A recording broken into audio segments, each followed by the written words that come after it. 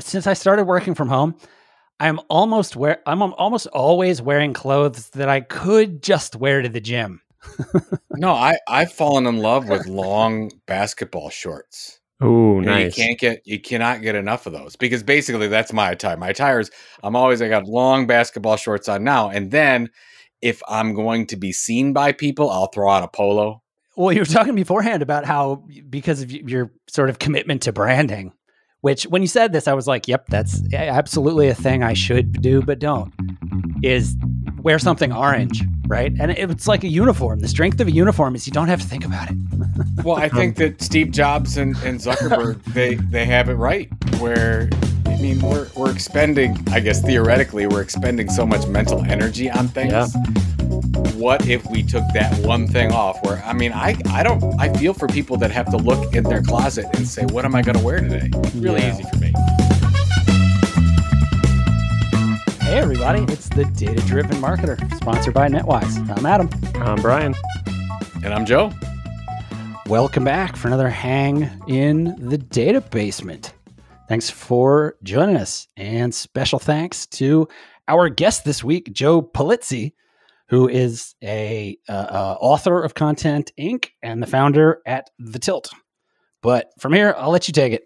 Tell us what brings you to the data-driven marketer. No, when you introduce me like that, I want to say, well, I grew up in a small town. I really want to give you the whole story. Now, I've been in publishing for over 20 years now. I was lucky enough to fall into this practice area of content marketing instead of interruption, really focus on telling great stories, building an audience, and monetizing from there. So I've been doing that ever since, and started what was in 2007, what became the Content Marketing Institute. Still have Content Marketing World is still one of the largest content marketing events on the planet, and sold that business. My wife and I own that business, sold that business in 2016, and now started a new company called The Tilt, which is focused on smaller content creators trying to be content entrepreneurs. In the meantime, I've written 7 books, 1 mystery thriller, 6 marketing business books, and the newest one is this Content Inc., as you mentioned. That's the 2021 book, and just kind of dedicated to helping people figure out this content creation stuff that just continues to get more complex. You'd think it'd get easier because we've been doing it so long, but it is not, with the advent of all this new tech and crypto and everything else going on. It's just nuts. Right. I mean, that's, I think, why we find ourselves where we are in terms of this idea of data-driven marketing and like coming up with a whole sort of ethos around it, essentially, because it's a completely different thing than just the creation of the content. And they used to be way closer together, but every new channel just introduces a new layer of complexity, and it gets more complicated faster than we come up with answers. And so we literally just finished an episode where we capped it off with asking everybody what they thought was going to exist 10 years ago that still doesn't exist. And there's still so much stuff where, like, we really thought it mostly boiled down to, we really thought it would be easier. It's not. Instead it's getting more complicated. Yeah, it's tough when you realize, I spent my life educating on this type of marketing, and what happened to that? Now I have to do something else. Yeah, I have to reinvent myself as a marketer, right? Because we got to do totally new things. And well, just talk about the advent of technology, which really has this movement from what people call Web 2 to Web 3. That's what really is having me go down the rabbit hole right now, with the fact that I never if just basically define Web 2. Web 2, you're creating an audience at a publisher from the Web 2 standpoint. You might talk about it from a software standpoint, but your publisher creates an audience, and that audience does really well, really loyal, because you've been delivering all this amazing content. You monetize it multiple ways as a content creator, and then you have some kind of an exit, or you are very successful and everything's wonderful. Well, now you've got Web 3, where you can't just take from the audience anymore. Web 3, the mentality and the philosophy of Web 3 is that it's not just an audience, it is a community, and that community you respect so much in helping build this thing that you put in the processes so that community can financially benefit from them being an audience member or community member. And that's where we get into all this crypto stuff and everything. But that's where, I mean, as a content marketing person, so anybody listening to this in marketing, that's where I think we're going in corporate marketing in a very short period of time, where we're actually trying to build these audiences around these niche topics that we have. We put in the tools to make that happen, but the expectations of the audience are changing really quickly. So how do we adapt to that? So that's where I'm struggling with. I don't know about you two, but I can't get enough. I can't read enough stuff to figure this out. So I think before we hit that deep end, we should back it up and talk about no, please. I mean, it's a perfect teaser. I'm biting my tongue too. I'm like, you're making my job easy as a host. And the cool thing is we've talked about this 100 times. So I think I've got a value, some good value for the listener in this conversation as well. But first we should back it up. I think something you mentioned that's a good way in to the sort of what Brian and I call the technological like cave paintings of the thing, like taking it way back. I'm not even worrying about the fundamental thing that happened here is as technology ate media, we ended up creating a two-way street. But before that two-way street, and even still today on the two-way street, most marketing was interruptive. We're going to come to the place where you're doing a thing and make a guess that you might be the person that we want to talk to. And so we're going to show you a pharmaceutical ad. And all the kids watching with their parents are completely don't understand what's going on at all. Right. It's like failures of segmentation around things like that. But to your point, it was interruptive. And so the content was Star Trek: The Next Generation, which Paramount was making so they could sell ads to these advertisers. And so like, in a sense, it's the same as it ever was, but yeah, it was just, we're going to bait you out with something interesting and then just hammer you with ads that you high percentage you don't care about. Yeah. Right. Yeah. Well, I mean, if it was the 70s, you'd put everything into advertising, right? You had very few channels. You could reach a large amount of people. And so you said, oh, okay, well, I'm going to advertise on NBC, ABC, CBS, and great. And my marketing done for the year. This is fantastic. It was weird. So I, came out of college, studied rhetoric and communication, trying to figure out what I wanted to do, and just landed at a business-to-business media company. And I was able to be a project manager in the custom media group. And what did the custom media group do? They, instead of the whole rest of the company, so it was a $300 million company, Pet Media, and everyone else sold advertising. They sold exhibit space, they sold ads in magazines, and they started to sell ads online. Our little group was supposed to help these advertisers tell better stories through their own channels, which was just a new thing. Even though it's been around for hundreds of years, it's a new thing to most people. So we would work on Microsoft's magazine or Agilent Technologies webinar program, or started to get into blogs and then social media.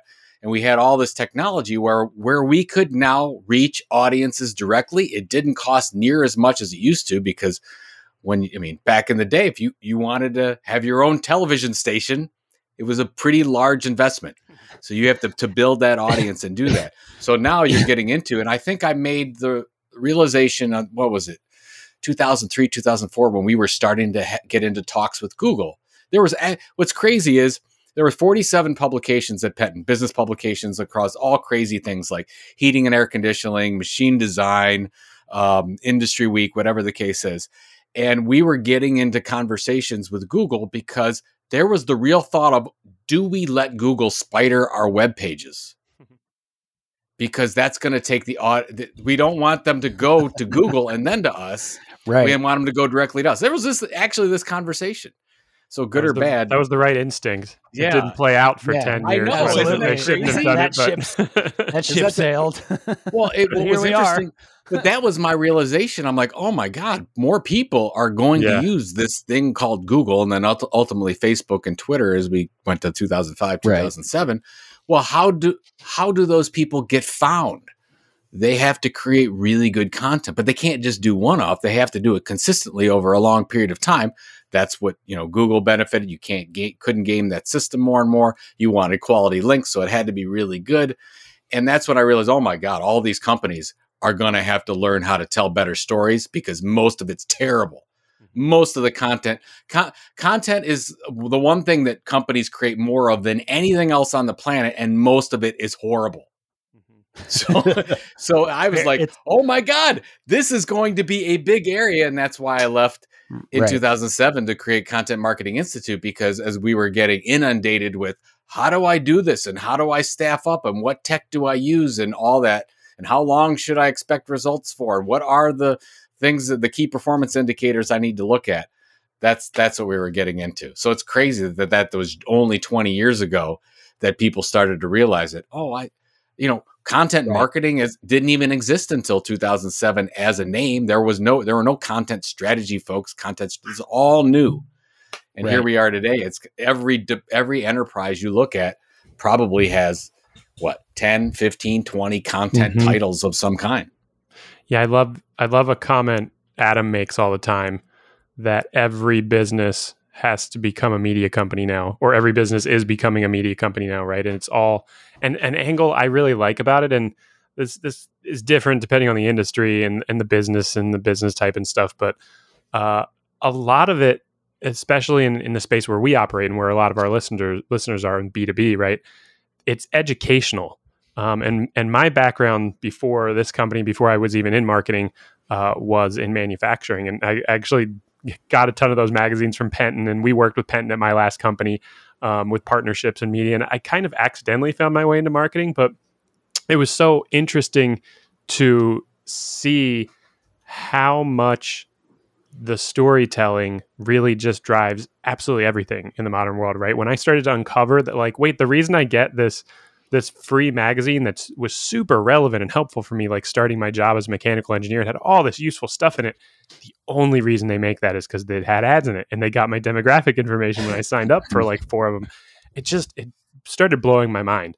And then how the capability of marketing to allow more businesses to grow now, right? If you look at marketing, this is something I think people overlook.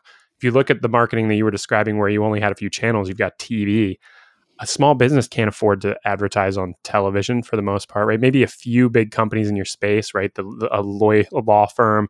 But the fragmentation of channels has allowed all these other businesses to grow and to enter into the world, and all this competition to develop, and all these new products and technologies and capabilities. And that's the neat side of marketing just going nuts now, right? Well, yeah, and like you alluded to, it's doing what we in crypto call fractalizing, which is a much better representation of what you were just describing, Brian, which is everything gets more granular, but it gets more granular from itself. It's literally fractalizing, and the system is finding the layer at which there are enough communities to sustain itself, and then it'll stop chasing more people onboarded and put into communities that make them happy.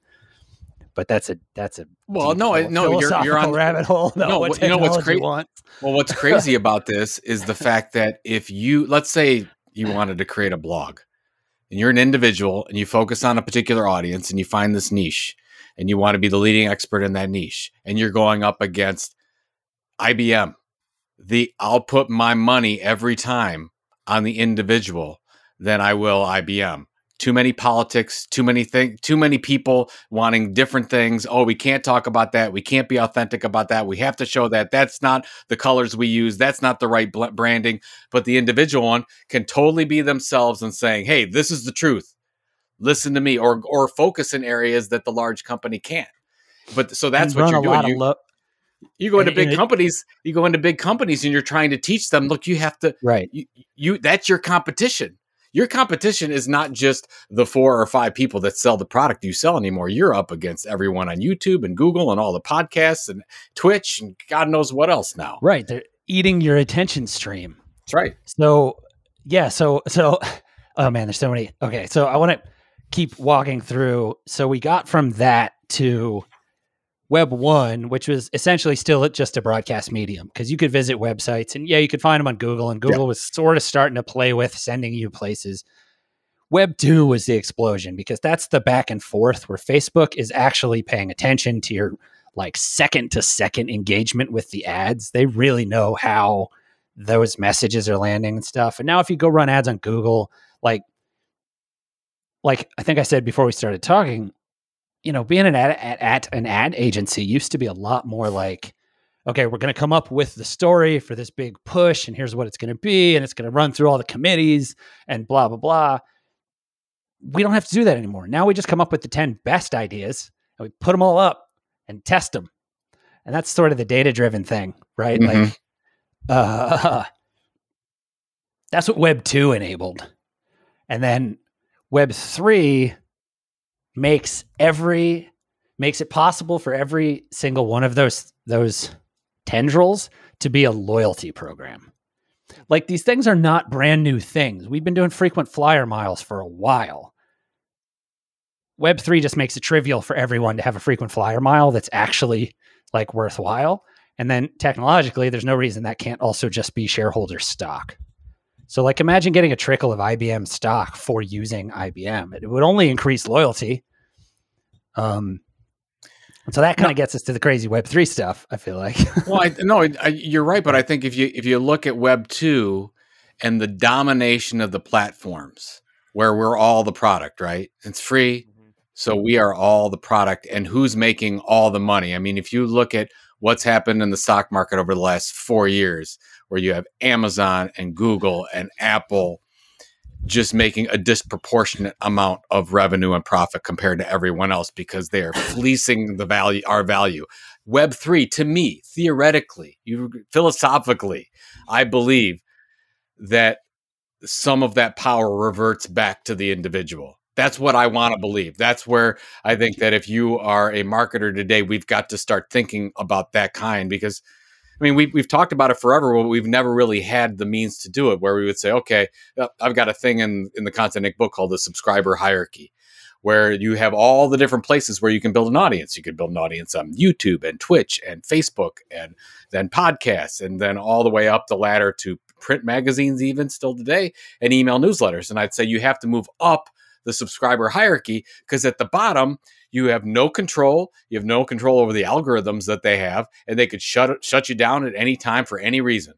So you don't want that to run your business where you have no control. So what do? And I would say, okay, good. You create the best YouTube channel on the planet. What do those YouTubers do? They figure out a way to create email subscription programs, because at least they have that opt-in permission, and then they have some data that they can use ongoing, instead of what, YouTube has all the power, can monetize that in any way they want to, and then you get into all kinds of different revenue streams. But now we've got other things, like you were saying, Adam, with crypto and God knows what else coming down the pike. You bring up a great point there too, that's different than how we typically talk, or at least how I think about what we mean when we say data driven. I'm usually talking about sort of like the analytics behind the scene, and how you like make strategic decisions with your marketing content. You made a great point there about what is the data that makes your brand valuable, right? And in that sense, I'm running a YouTube channel, and the data that makes my brand valuable is the content I've created, and then the people that subscribe to me. I don't own the people that subscribe to me. Like you just said, on YouTube, Google owns them. Google monetizes them. Google makes the money off of them. You get an email newsletter going. Maybe you use Gmail, which is kind of free and ad driven. There's some goofiness there, but you now own your audience in a way too, right? And that then plays into this Web 3 space. But I'll pause at Web 3. Let Adam keep guiding. Well, so a really good contemporary example that doesn't even get us to Web 3 necessarily, but just happened as of the recording of this.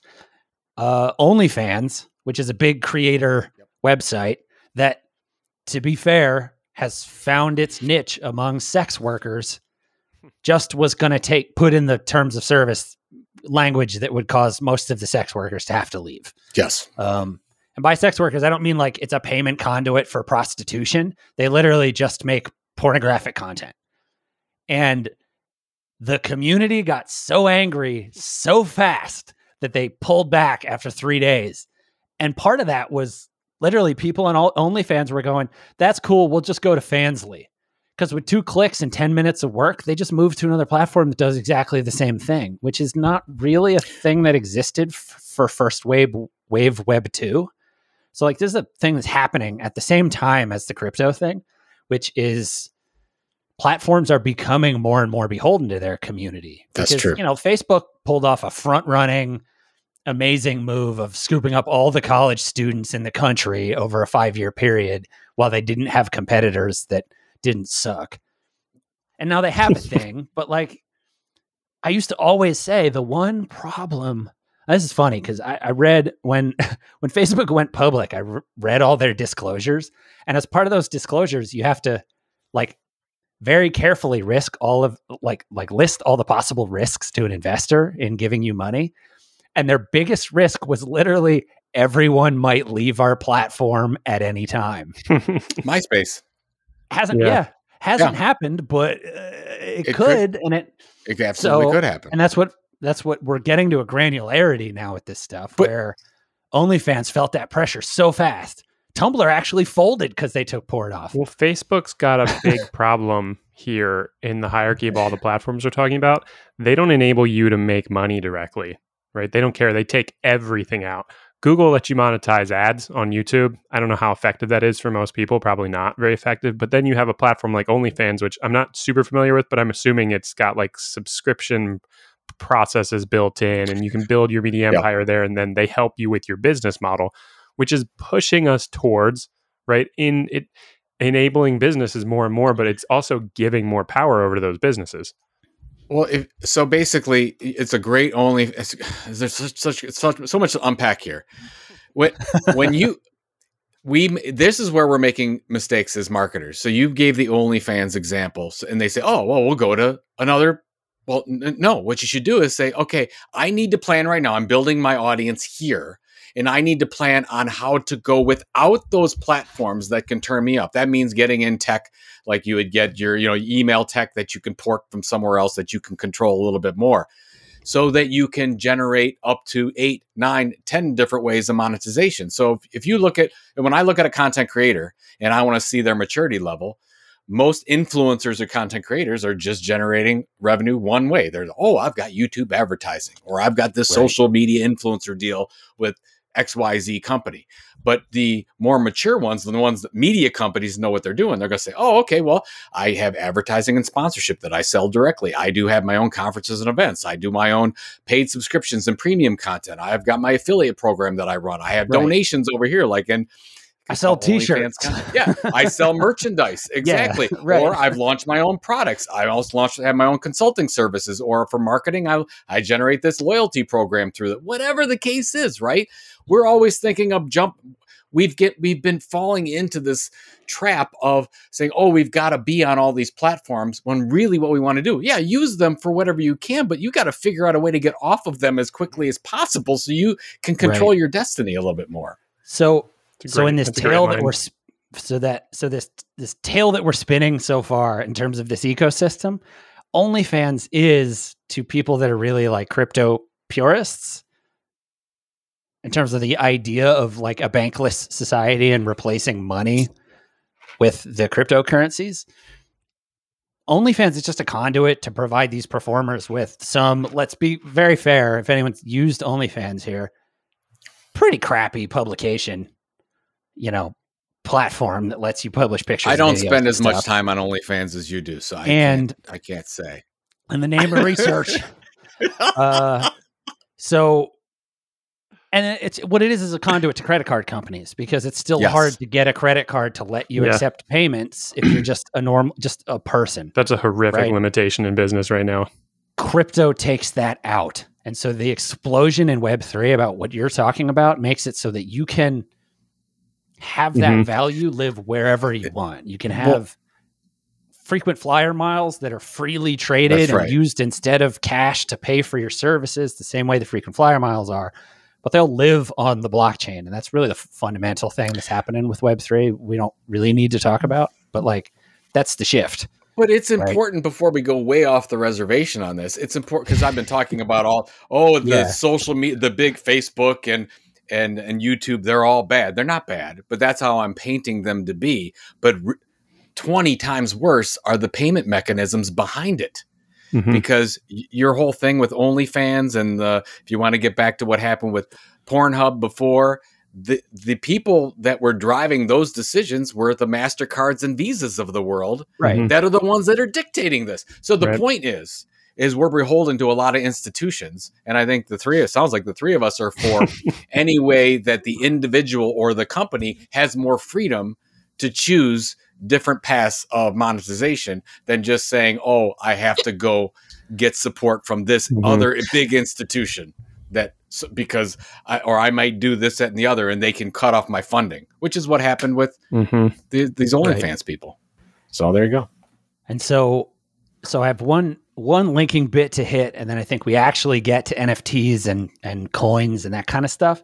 So the thing that I witnessed in my last year and then ongoing in an advisor capacity working with crypto projects is the emergence at the far end from where we are kind of living in this conversation right now is the idea of marketing eventually morphs into what they would call meme-driven development, which is and these days the term meme has been co-opted. Like we think of, the images that everyone is imagining right now when we say memes, but like it's an actual academic term for the proliferation of ideas through a community and how they like recombine and stuff like genes do. But the idea in open source, like crypto development right now, that seems to be winning most of the fights is literally don't build anything. First, start with an idea. And when you say it that way, it's really obvious. But then you go get more people who believe in that idea. And then you use the memes and the story to drive the whole thing from the very start. And you end up pulling together like a cooperative community of people who all care about the thing that you want to work on. Like, it's not really new, but the money piece lets you all really have a verifiable share in what you're doing and is resulting in us solving all kinds of open source problems that we couldn't solve with free software and nonprofits that limp along trying to maintain them. But if it's all meme driven, that means it's all marketing driven. And I can't believe that none of these companies have marketing departments yet. So that's my main soapbox in crypto. But it gets us to this whole thing, which is this is why the NFTs are and like what you called creator coins are blowing up, because with the right few button clicks, it's borderline trivial to create a thing where it's like, hey, you guys all like me on OnlyFans, go do this thing. And then there will actually just be an indication on an open crypto market of the value of my services relative to you owning some of that coin. But also because you own the coin, you get some of that value. It closes a loop that has been a one-way street for so long. The financial system was never available until now. The groups and the collectives were being built, but now you've got this underlying, we can all profit from this is a fairly big deal. I mean, I've been talking about it takes what Content Inc. to the next level, because the whole idea with Content Inc. is don't build a product. Go build an audience first. Go come up with where can you be the leading expert in the world. Go build your blog, your podcast, your event series, whatever the case is. Build that audience, and then once you get know the audience so well, they will tell you exactly. And you set up your listening posts correctly. You get the correct data per this show. Then you will know exactly what products and services that you should launch. And now, if you tie that in with whether you call it community coins or social tokens or NFTs or creator coins, whatever the case is, they're not only getting value from extracting value from the content you're delivering, but they are going to be financial benefited from being involved in whatever level that they have from having so many coins or this NFT. And, I was the first one to look at Gary Vaynerchuk's VFriends project, that basically he has this big event in VCon. He's got 10,000 tickets to the event. And they're all tied to artwork. And I was looking at him like, I don't know. And now, of course, I think it costs $60,000 to get, maybe more than that now, to get one ticket for this event. How crazy is that? Worse. My problem, because I have a full-time job and a family, is that I can only pay so much attention. So I'm 6 days behind. And so I missed out on buying into Bored Ape Yacht Club. Oh, I know. So did I. And they were affordable. And it's really crazy. So these are cartoon pictures of apes that are programmatically minted with a certain set of attributes when you mint it, which costs however much it costs at that point in time. And people are like using them as their avatars on Twitter. And then the fact that you use that avatar and they double check against the crypto record to let you into chat rooms and stuff. And so they actually have this yacht club made up of Bored Ape avatars, and they're like hundreds of thousands of dollars to buy into the yacht club now. You can watch what they're doing in the community. They're like giving money away and working on compelling projects, and it's really interesting. But it's a community project. It's cooperatively owned by all the people who built it. Complex all this stuff gets now, right? And I love the way you both tell this story of community comes first now. And I've seen that working with you, Adam, on some of the crypto communities that you've worked with, professionally worked with, right? Where you've been supporting. I've just been observing, but it really, there's just this wild shift now and I'm in outer space now with my comments, but there's this wild shift now in just how fundamentally we do anything anymore, right? If you want to start a business now, you can absolutely, and most people will and probably should just start a traditional business, but you can also do this thing now where you build a community much like a kid builds a Discord channel to watch them play a video game. And it's people that genuinely care about something. And you don't have to go hire people. They find you and they get involved in the concepts and the stories and the imagination of something that you can then as a community build together with like the structure of a financial system that actually only cares about the community now instead of just caring about the owners of these big systems that we all think we're part of, but you're really not. Once you get in and look at how the economy works and how finance works and how the tech works, most people aren't involved in it. You're no better than a Facebook user who's getting monetized for ads. Yeah, you can vote with your dollars, but it's a drop in the bucket if I switch from Pepsi to Coke because I'm grumpy about, their political stances or whatever, right? I've never seen, when we talked about it before the show a little bit, and we launched our creator coin, community coin, whatever you want to call Tilt on the Rally Network. And we were in this because my focus is on helping content creators become content entrepreneurs. I knew this was a thing. I wanted to be in on it. I'm like, so let's launch it. Let's do this. Let's build our own currency, economy, whatever the case is. Is this a thing? I've never seen the type of, it's not fanaticism, but the fans. It's not just an audience. These are fans where they're sharing the stuff that we're doing and they're part of it. And we've got different levels set up for access, like you were saying with the Bored Ape Yacht Club thing.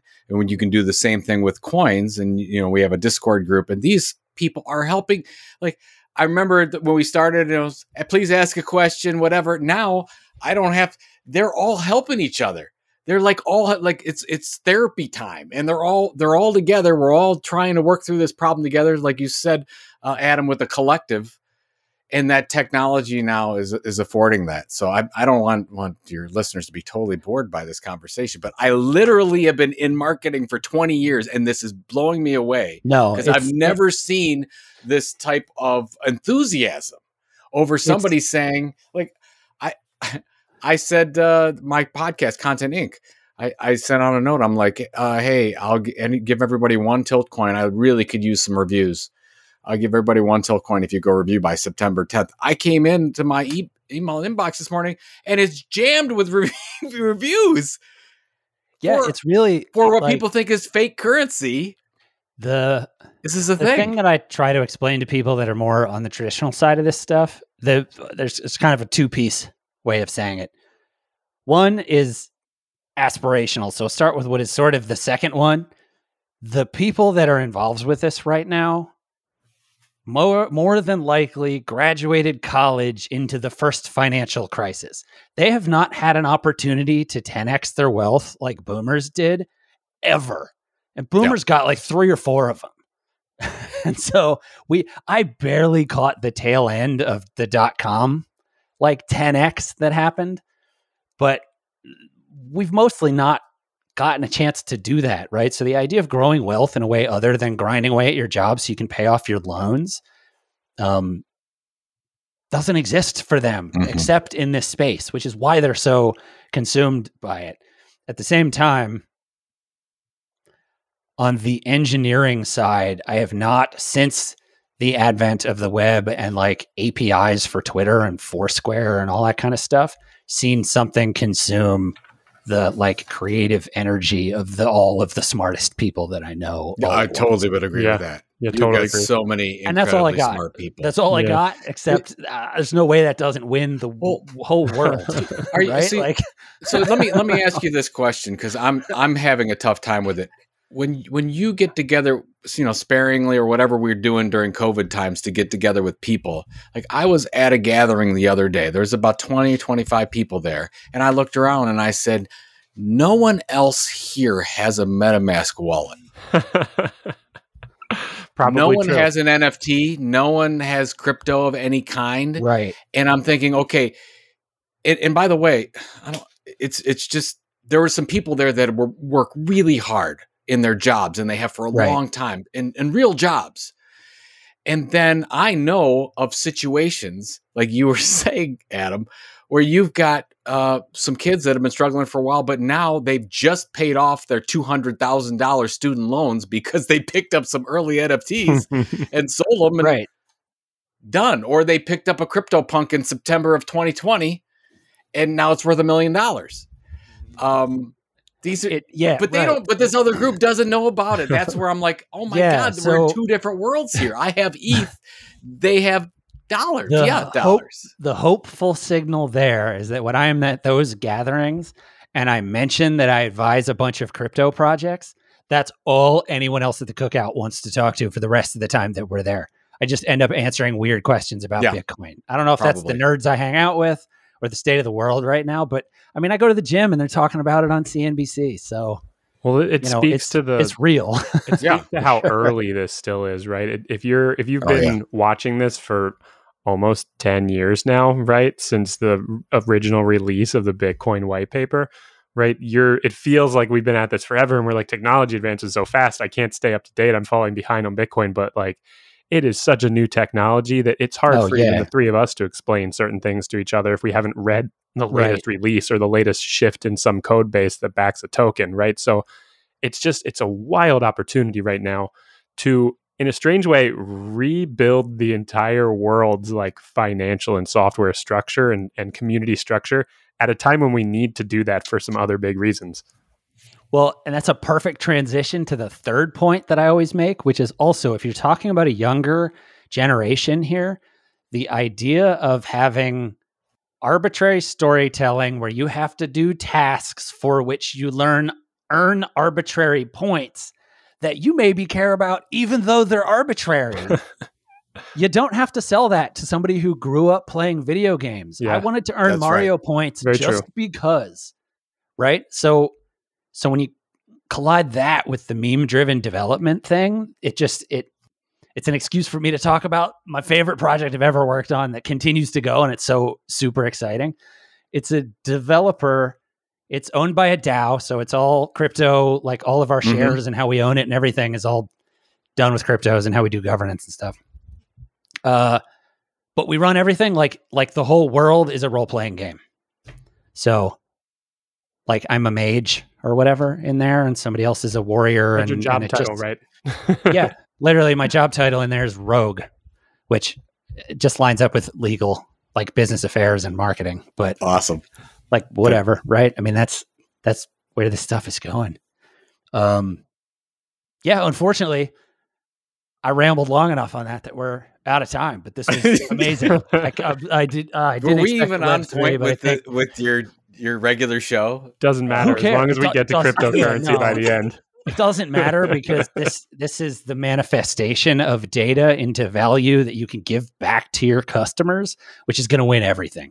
So y'all should be paying attention because you should have loyalty programs and they should be running on coin networks. I think if they're not now, they will be eventually. Mark my word. I just tell people that look at me, I'm like, go get a MetaMask wallet, put $100 in and go buy some stupid NFT just to see the process. Just to start. I'm up to 10 or 20 people that I ping every once in a while and go, how's that ETH doing for you? And they're real happy because it's appreciated like crazy. It's I feel like I got in 2017, like a lot of people, and I felt really late.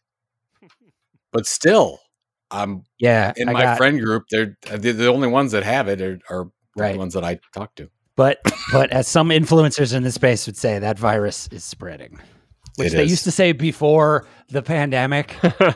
Now that I repeat it sounds tactless. It was tasteful before, and so it gets to still continue being tasteful. Right. Anyway, Joe, this was awesome. Thanks for joining us. Absolutely. Where can people find you? thetilt.com. If they want to tap in. So we do an email newsletter twice a week, talking about content creation, if that interests you. And of course, we've got our own creator coin, Tilt Coin, on the Rally.io network. And we're all, and then I better mention Orange Effect Foundation. That's our not-for-profit foundation where all the funds that we get in, we've been doing this since 2007, goes to families that can't afford speech therapy for their kids. And we're in 34 states right now. We've got grants going out to about 250 kids. So that's awesome. Even the idea of effectively building that feedback loop is a crypto topic we could chase for. Like my last project before the consulting was trying to build a feedback loop between a coin and social justice causes. So there you go. Anyway, thanks a lot. Thanks everybody for listening.